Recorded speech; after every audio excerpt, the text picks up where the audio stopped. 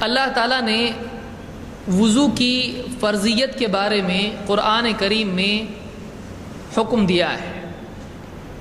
وضو فرض ہے، لازم ہے۔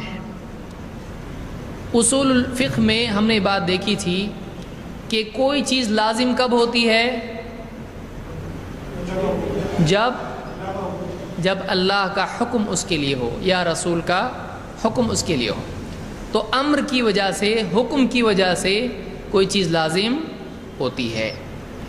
اللہ تعالیٰ قرآن کریم میں فرماتا ہے یا ایھا الذین آمنوا، اے ایمان والو، اذا قمتم الی الصلاۃ، جب تم اٹھو نماز کی طرف، فاغسلوا وجوہکم، تو دھو لو اپنے چہرے، وایدیکم، اور اپنے ہاتھ، الی المرافق، کوہنیوں تک، وامسحوا برؤوسکم، اور مسح کرو اپنے سروں کا، وارجلکم الی الکعبین، اور اپنے دونوں پاؤں ٹخنوں تک، کعبین ٹخنوں تک، وَإِن كُنتُمْ جُنُبًا فَطَّهَّرُوا، نہیں اس میں، اس لیے کہ ہم کو صرف وضو کا دیکھنا ہے۔ آگے کیا ہے؟ وَإِن كُنتُمْ جُنُبًا فَطَّهَّرُوا، آخر میں آئے گا، اور اگر تم جنوبی ہو، جنابت کی حالت میں ہو، تو پھر اچھی طرح سے پاک ہو جاؤ، یعنی کیا کرو؟ غسل کرو۔ غسل کیا؟ غسل یہ آیت ہے جس میں اللہ تعالیٰ نے وضو کی فرضیت کا اعلان کیا ہے۔ آئیے ایک ایک کر کے ایک ایک ٹکڑا ہم دیکھتے ہیں۔ نمبر 1، یا ایھا الذین آمنوا، خطاب کس سے ہے؟ کیا مشرکین سے ہے؟ کفار سے؟ نہیں۔ کیوں نہیں ان سے؟ ان کو پہلے کیا کرنا پڑے گا؟ کفر اور شرک کی گندگی سے پاک ہونا پڑے گا، پھر جا کر وضو کرنا پڑے گا۔ سمجھ میں آ رہی بات؟ تو عقیدے کی گندگی سے پہلے ان کو نکلنا چاہیے، پھر جا کے وہ اس چیز کو کریں گے۔ ایک آدمی، اسی لیے توابین، آپ سمجھ میں آ رہا ہے؟ ان اللہ یحب التوابین ویحب المتطہرین، پہلے کفر اور شرک کی گندگی سے تو نکلے، اس کے بعد وہ طہارت جسمانی اختیار کرے۔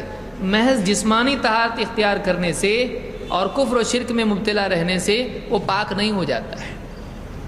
اللہ تعالیٰ نے کیا فرمایا؟ انما المشرکون نجس، مشرکین کیا ہیں؟ نجس ہیں۔ وہ کون سی نجاست ہے؟ جسم کی نہیں، وہ نجاست کیا ہے؟ شرک کی نجاست ہے۔ یا ایھا الذین آمنوا، اے ایمان والو، اذا قمتم الی الصلاۃ، اذا کے معنی کیا ہے؟ جب، عربی بھی آ رہا آپ لوگوں کو۔ اذا قمتم، قمتم یعنی جب تم کیا ہو؟ کھڑے ہو۔ اذا قمتم الی الصلاۃ، نماز کی طرف جب تم کھڑے ہو جاؤ، فاغسلوا وجوہکم، تو دھو اپنے چہروں کو، وایدیکم الی المرافق، اور اپنے ہاتھوں کو کوہنیوں تک۔ تو یہاں پر پہلا حکم کیا ہے؟ جب تم نماز کے لیے اٹھو۔ علماء نے کہا یہاں پر جب تم نماز کے لیے اٹھو کا مطلب یہ ہے کہ جب تم نماز کا ارادہ کرو۔ اذا قمتم الی الصلاۃ یعنی اذا اردتم الصلاۃ، جب تم نماز کا ارادہ کرو، نماز کے لیے جب تم اٹھو۔ یہاں پر یہ بات نہیں بتائی گئی ہے کہ جب تم نماز کے لیے اٹھو تو دو حالتیں ہو سکتی ہیں۔ نمبر 1، تم پہلے سے وضو میں ہو، نمبر 2، تمہارا وضو نہیں ہے۔ اللہ نے یہاں پر تفصیل بیان کی نہیں، تو یہاں پر تفصیل اللہ نے چھوڑ دی، کس کے حوالے کر دیا اس کو؟ اللہ کے رسول صلی اللہ علیہ وسلم کے، جو اگلی حدیث میں ہماری سمجھ میں آئے گی۔ یہاں اللہ نے بتا دیا جب تم نماز کا ارادہ کرو تو تم کیا کرو؟ یہ 4 چیزیں کرو۔ اذا قمتم الی الصلاۃ، یعنی علماء نے کہا یہاں پر ہے کہ جب تم نماز کے لیے اٹھو اور بے وضو ہو تو تم کو کیا کرنا پڑے گا؟ وضو کرنا پڑے گا. تو اذا قمتم الی الصلاۃ کا مطلب کیا ہے؟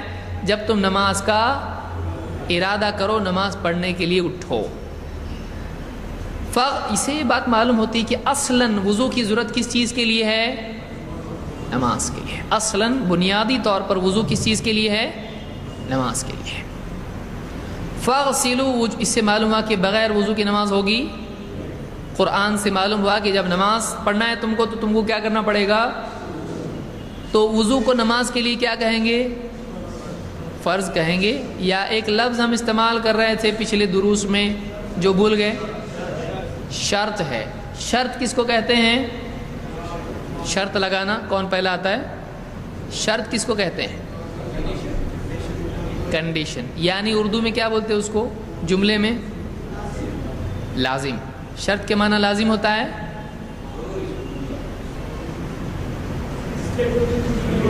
تو لازم اگر ہوتا ہے تو وضو بھی شرط ہے اور نماز بھی شرط ہے. صحیح ہے نا؟ وضو لازم ہے کیا؟ ٹھیک ہے. وضو لازم ہے؟ نہیں ہے؟ لازم ہے نا. اور نماز اور روزہ سب لازم ہے. تو تینوں شرط ہیں. تو شرط لازم کو کہتے ہیں. ہر لازم شرط ہوتا ہے؟ نہیں. تو شرط کس کو کہتے ہیں؟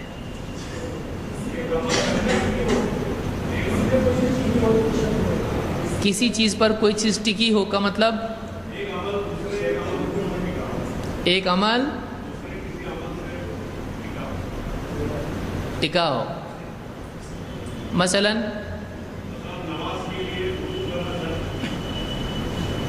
ٹکا ہو کا مطلب کیا ہے؟ ایسا ہاں،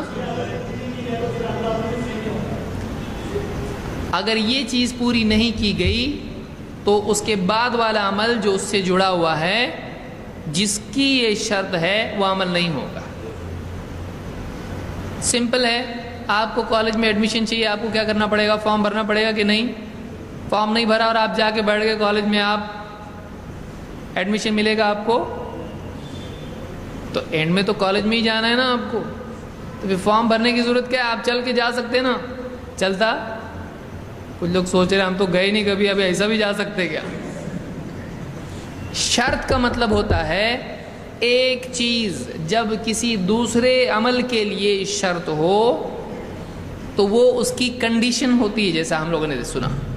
یعنی اگر کنڈیشن پوری نہیں کی گئی تو اس کے بعد جڑا ہوا عمل بھی صحیح ہوگا نہیں. جیسے ولی کی اجازت نہیں ہے تو نکاح ہوگا؟ تو ولی کی اجازت پر کیا ٹکا ہوا ہے؟ اسی طرح سے آدمی کا جسم پاک نہ ہو، وہ نماز پڑھے تو نماز ہوگی؟ تو جسم کی پاکی نماز کے لیے کیا ہے؟ شرط ہے. اسی طرح سے وضو نماز کے لیے کیا ہے؟ شرط ہے. بعض لوگوں نے لباس کی پاکی کو شرط کہا ہے، بعض نے نہیں بھی کہا ہے، یہ واجبات میں سے کہا ہے. بہرحال یہ الگ اختلاف ہے. لیکن شرط کس کو کہیں گے؟ کہ ایک چیز اگر کسی چیز کے لیے شرط ہے تو جب تک کہ وہ شرط پوری نہ کی جائے تب تک کہ اس کے بدلے میں اس کے بعد والا عمل صحیح نہیں ہوگا. جیسے اعمال کی قبولیت کے لیے ایمان کیا ہے؟ کیا ہے؟ شرط ہے. اگر ایمان نہیں ہے تو کیا اعمال قبول ہوں گے؟ نہیں. سمجھ میں آیا؟ تو ایمان اعمال کی قبولیت کے لیے شرط ہے. تو نماز کے لیے وضو کیا ہے؟ شرط ہے. تو اللہ نے فرمایا کہ اذا قمتم الی الصلاۃ، جب تم نماز کے لیے اٹھو، کھڑے ہو، نماز کے لیے اٹھو، الی کی طرف، نماز کی طرف تم اٹھو، یعنی نماز کے لیے تم ارادہ کرو. فاغسلوا وجوہکم، تو دھو اپنے چہرے. تو پہلا حکم کیا آیا؟ چہرہ دھونا. چہرہ کس کو کہتے ہیں؟ چہرے کو. یہ چہرہ ہوتا ہے یہاں سے لے کے پورا یہاں تک چہرہ ہوتا ہے، تو اس کو چہرہ کہتے ہیں. فاغسلوا وجوہکم وایدیکم الی المرافق. نمبر 1 چہرہ دھونا. نمبر 2 اپنے ہاتھ، دونوں ہاتھ کہاں تک؟ مرفق کے معنی ہوتے ہیں کوہنی.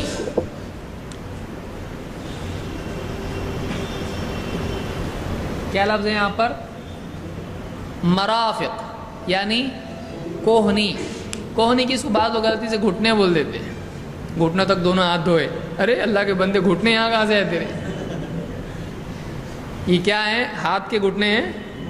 نہیں، تو گھٹنے یہاں ہوتے ہیں.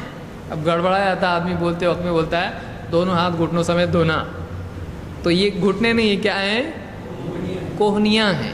اس کو کوہنی کہتے ہیں. کوہنی کس کو کہتے ہیں؟ ایسا جوڑنے سے جو پوائنٹڈ ہو جاتا ہے اس کو کیا کہتے ہیں؟ کوہنی. آپ کو ڈیفائن بھی کرنے آنا چاہیے کہ اس کو کیا بولتے ہیں. بولے یہ کوہنی، لیکن کیا منہ سے بول، ذرا نہیں آ رہا بولنے اس کو. تو یہ جو حصہ ہے کہ ہاتھوں کو موڑنے کے بعد یہ جو حصہ پیدا ہوتا ہے نکیلا، اس کو کیا کہتے ہیں؟ کوہنی. جہاں جوڑ ہوتا ہے، ٹھیک، باہری حصہ جو ہے اس کو کیا کہتے ہیں؟ کوہنی. اس کو کوہنی کہتے ہیں؟ نہیں، اس کو کہتے ہیں کوہنی. تو وَأَيْدِيَكُمْ إِلَى الْمَرَافِقِ، اور اپنے ہاتھوں کو کہاں تک؟ کوہنیوں تک. وَامْسَحُوا بِرُؤُوسِكُمْ، اور مسح کرو اپنے سروں کا. سر کس کو کہتے ہیں؟ چہرہ جہاں ختم ہوتا ہے اس کے بعد کیا شروع ہوتا ہے؟ سر. یہ پورا سر ہے، یہ سر ہے. جہاں آدمی کے بال اگتے ہیں وہ کیا ہے؟ سر ہے. تو وَامْسَحُوا بِرُؤُوسِكُمْ، اور مسح کرو. مسح کا مطلب ہوتا ہے گیلا ہاتھ پھیرنا، یعنی ہاتھ پھیرنا. مسح اس طرح سے کہتے ہیں. تو وَامْسَحُوا بِرُؤُوسِكُمْ، اپنے سروں کا مسح کرو. وَأَرْجُلَكُمْ إِلَى الْكَعْبَيْنِ، اور اپنے دونوں ارجل، رجل قدم کو کہتے ہیں، إِلَى الْكَعْبَيْنِ دونوں ٹخنوں تک. ٹخنے یا گھٹنے؟ ٹخنے. ٹخنے کس کو کہتے ہیں؟ قدم کے پاس جو گول ہڈی ہوتی ہے اوپر، اس گول ہڈی کو ٹخنے کہتے ہیں. اور اس کے اوپر جو ہوتا ہے وہ گھٹنا ہوتا ہے، بہت اوپر ہوتا ہے وہ، جو سجدے میں آپ زمین پر ٹکاتے ہو. تو یہاں پر 4 چیزیں اللہ نے بیان کی. کون بیان کرے گا اس کو؟ نمبر 1 کیا ہے؟ چہرہ. نمبر 2 ترتیب، دونوں ہاتھ کہاں تک؟ گھٹنوں تک، ہاں، کوہنیوں تک. نمبر 3 سر کا. اور نمبر 4 دونوں پاؤں کہاں تک؟ ہاں، ٹخنوں تک. یہ 4 جو ہیں وضو میں اصل اعضاء ہیں. یہاں پر اللہ تعالیٰ نے وضو کے اعضاء کی تعیین کہ کس کو دھونا ہے اور کس کا مسح کرنا ہے. اللہ نے یہاں پر کون سے اعضاء ہیں وہ بتا دیا، اور دھونا اور مسح کرنا کن کے سلسلے میں ہے یہ بھی اللہ نے بتا دیا. اب آپ بولو گے یہ تو 4 ہی ہے، پھر کلی کرنا کہاں گیا؟ کان کا مسح کہاں گیا؟ انگلیوں کا خلال کہاں گیا؟ داڑھی کا خلال ہے تو کہاں گیا؟ تو یہ کیا ہے؟ تو یہاں پر اللہ تعالیٰ نے یہ پوری تفصیل بیان نہیں کی ہے. یہاں پر اللہ تعالیٰ نے بنیادی اعضاء کون سے ہیں غسل کے اور کون سا حصہ ہے مسح کا، اس کی تعیین کی، اور اس میں ترتیب اللہ تعالیٰ نے اعضاء کی بتا دی ہے. یہاں ہم دیکھتے ہیں کہ ایک چیز کیا ہے، آگے تفصیل جب آئے گی تو میں بتاؤں گا اور ساری چیزیں. یہاں پر ایک اور چیز دیکھنے کی، غور کرنے کی یہ ہے کہ اللہ نے فرمایا فَاغْسِلُوا وُجُوهَكُمْ وَأَيْدِيَكُمْ إِلَى الْمَرَافِقِ وَامْسَحُوا بِرُؤُوسِكُمْ وَأَرْجُلَكُمْ إِلَى الْكَعْبَيْنِ. اب جو عربی کا گرامر جانتا ہے وہ کچھ چیزیں یہاں پر نوٹ کرے گا جو آپ کو بھی نوٹ کرنا ہے. نمبر 1 فَاغْسِلُوا وُجُوهَكُمْ وَأَيْدِيَكُمْ کہاں تک؟ إِلَى الْمَرَافِقِ وَامْسَحُوا کیا ہے؟ بِرُؤُوسِكُمْ اور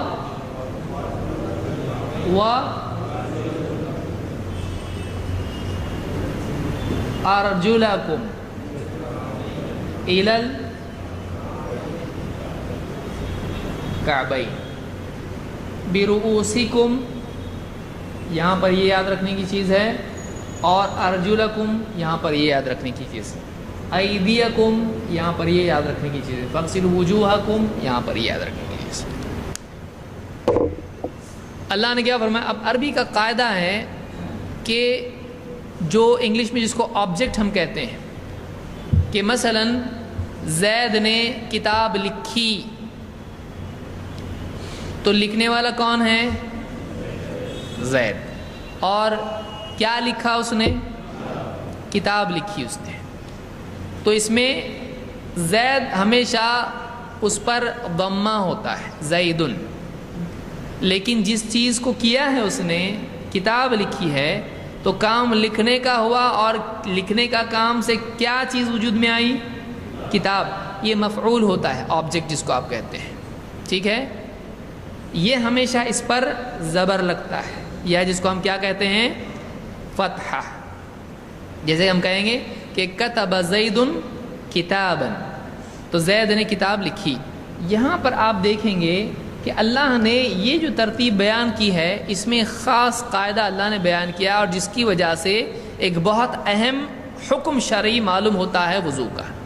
کیا ہے؟ ذرا غور سے سنیے اس کو۔ یہاں پہ فرمایا فاغسلوا وجوہکم، دھو کس کو؟ تو دھونے کا عمل کس پر ہو رہا ہے؟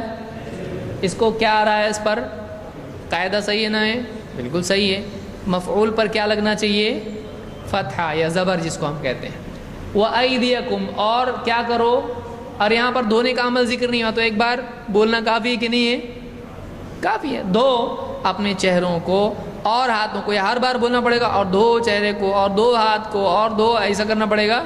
یہ رقیق ہے، مطلب اس طرح سے نہیں آتا ہے، بولنے میں زبان میں اچھا نہیں مانا جاتا ہے اس کو۔ تو فَاغْسِلُوا وُجُوهَكُمْ، دھو اپنے چہروں کو اور اپنے ہاتھوں کو، کہاں تک؟ کوہنیوں تک۔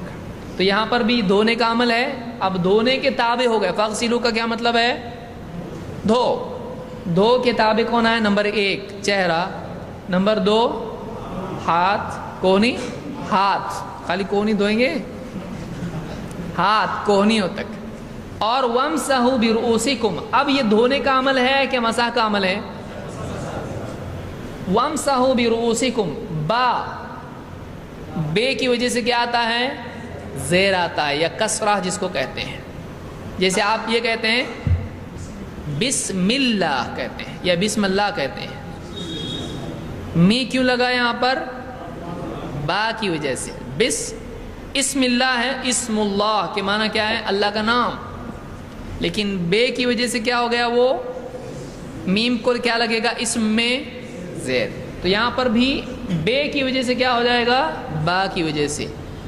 رؤوسکم، رؤوسکم ہے یہاں پر نہیں ہے، تو وامسحوا، مسح کرو اپنے سروں کا، لیکن پھر واپس آگے جا کے کیا آ رہا ہے؟ وہ ارجلکم، یا ارجلکم ہے؟ ارجلکم ہے، تو زبر کن کو لگ رہا ہے؟ جن کو دھونا ہے، لیکن مسح کرنے والے کے لیے کیا لگ رہا ہے؟ جز کے لیے زیر لگ رہا ہے۔ تو علماء نے بات کہی کہ وضو میں اللہ نے ان اعضاء کی ترتیب کو باقی رکھا، اور اللہ نے نہیں کہا فاغسلوا وجوہکم وایدیکم الی المرافق وارجلکم الی الکعبین وامسحوا برؤوسکم، ایسا نہیں کیا اللہ نے، بلکہ اعضاء کی ترتیب کیا رکھی؟ باقی رکھی۔ چہرہ دھونا، پھر ہاتھ دھونا، پھر سر کا مسح کرنا، پھر پاؤں دھونا، اس ترتیب کو باقی رکھا۔ اور یہ کیا ہے؟ ارجلکم اس کے تابع ہے۔ کس کے تابع ہے وہ؟ واغسلوا، فاغسلوا یہ غسل کرنے کے تابع ہے، اور یہاں پر صرف ایک جز ہے، ایک حصہ ہے جس پر کیا کیا جائے گا؟ مسح کیا گا۔ اگر اس کو ایسا پڑھتا ہے آدمی، دیکھیے قرآن کی پڑھنے کے لیے اگر کوئی ایسا اس کو پڑھتا ہے وَامْسَحُوا بِرُؤُوسِكُمْ وَأَرْجُلِكُمْ إِلَى الْكَعْبَيْنِ، اب کیا ہو جائے گا کہ مسح کرو اپنے سروں کا اور اپنے پاؤں کا ٹخنوں تک۔ کیونکہ یہاں پر بھی زیر اور یہاں پر بھی زیر، تو ان دونوں کے تابع ہو جائے گا، تو پاؤں پر غسل کی بجائے کیا کرنا پڑے گا؟ لیکن اللہ نے یہاں پر کیا رکھا ہے؟ وَأَرْجُلَكُمْ، تو یہ واپس سے اس کے بارے میں شروع ہو رہا ہے۔ سمجھ میں آ رہی بات؟ تو اس سے ایک بات یہ معلوم ہوئی کہ چہرہ دھویا جائے گا، ہاتھ دھوئے جائیں گے، سر کا مسح کیا جائے گا، لیکن پھر سے پاؤں قدم کیا کیے جائیں گے؟ پھر اس میں اللہ نے دھونا مسح کرنا پھر دھونا، ان کو ایک ساتھ کیٹیگرائز بھی کیا جا سکتا تھا، دھونے والے ایک ساتھ، مسح والا ایک طرف، لیکن اللہ نے کیا کیا؟ درمیان میں مسح والا رکھا، پھر دھونے والا ذکر کیا۔ اس سے کیا معلوم ہوتا ہے؟ ترتیب بہت ضروری ہے۔ اسی سے استدلال کیا بعض علماء نے کہ ترتیب لازم ہے۔ سمجھ میں آ رہی بات؟ کہ ترتیب لازم ہے، بعض علماء نے اس سے استدلال کیا ہے۔ بہرحال اللہ نے یہ ترتیب باقی رکھی ہے، چہرہ، ہاتھ، سر اور قدم، اس طرح سے وضو کیا جاتا ہے۔ ہم بھی وضو میں کیسا کرتے ہیں؟ یہی ترتیب ہوتی ہے نا چاروں اعضاء میں۔ یہ ترتیب سنت میں کیوں آئی؟ چہرے کے بعد ہاتھ، ہاتھ کے بعد سر، سر کے بعد پاؤں، یہ ترتیب قرآن میں دی گئی ہے۔ اسی لیے وضو میں بھی ترتیب ان چاروں کی اسی طرح سے ہوتی ہے، پہلے پاؤں اور پھر سر، ایسا ہوتا نہیں۔ یہ ترتیب کیا ہے؟ قرآن کی دی ہوئی ہے۔ سمجھ میں آیا؟ نمبر 1 ترتیب۔ نمبر 2 مرافق، یہاں پر الا کا لفظ آیا ہے کہ تم اپنے چہروں کو دھو اور ہاتھوں کو دھو، کہاں تک؟ کوہنیوں تک۔ کوہنیوں تک دھو کا مطلب کوہنیوں کو شامل کرتے ہوئے دھو یا کوہنیوں تک دھو؟ کہاں سے لائے؟ ہاں، پلر؟ الا کا مطلب کیا ہوتا ہے؟ تک ہوتا ہے۔ تو شامل ہوا کی دلیل کیا ہے؟ تک ہوا نا۔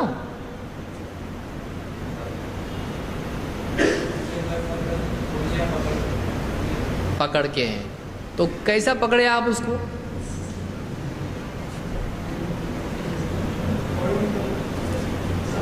تک ہے، صحیح۔ تو تک میں وہ شامل ہوتا ہے۔ امام ظفر اس کے قائل ہیں، اب آپ نے نام سنا کہ نہیں سنا معلوم نہیں، ظفر یہ بھی علماء میں سے گزرے اور امام مانے جاتے ہیں۔ وہ کہتے ہیں شامل نہیں ہے۔ تو ایک تو ملا آپ کو بڑا امام اور عالم ایسا جس نے کہا کہ شامل نہیں ہے، تو پھر آپ کیسا بول رہے شامل ہے؟ ان کو عربی نہیں آتی تھی؟ ہاں، حدیث میں کہاں ہے؟ ہو سکتی ہے، یہ بہت اچھا جملہ ہے۔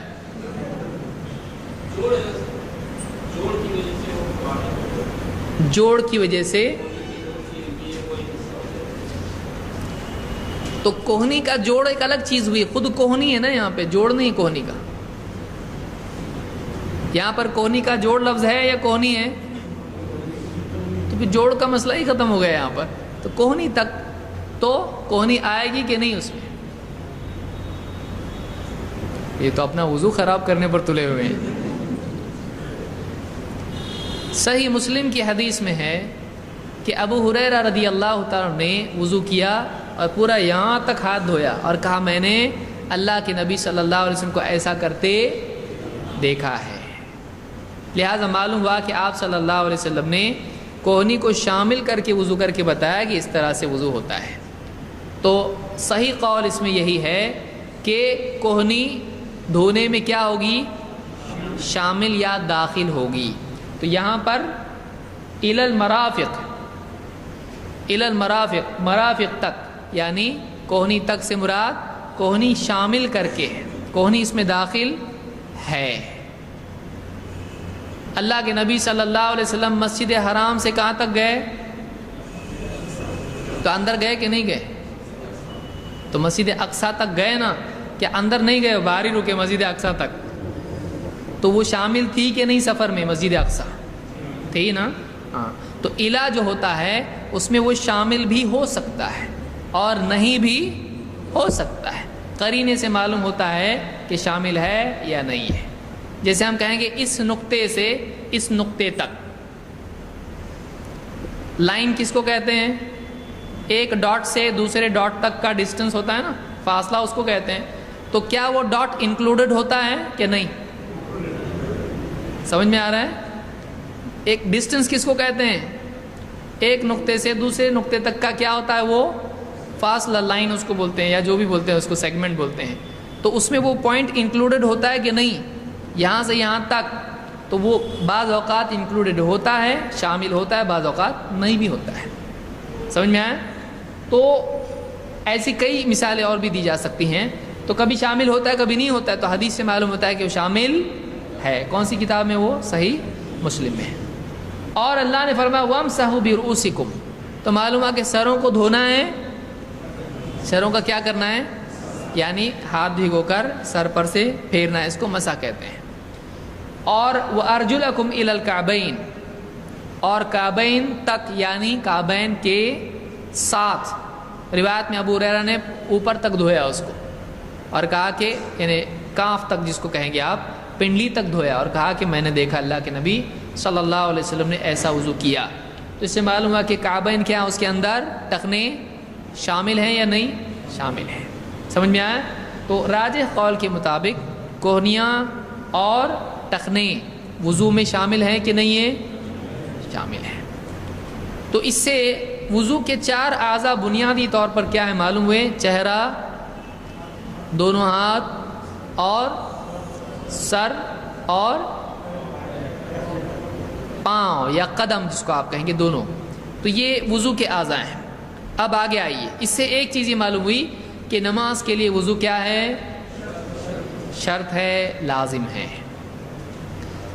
اللہ کے رسول سورہ المائدہ کی آیت نمبر 6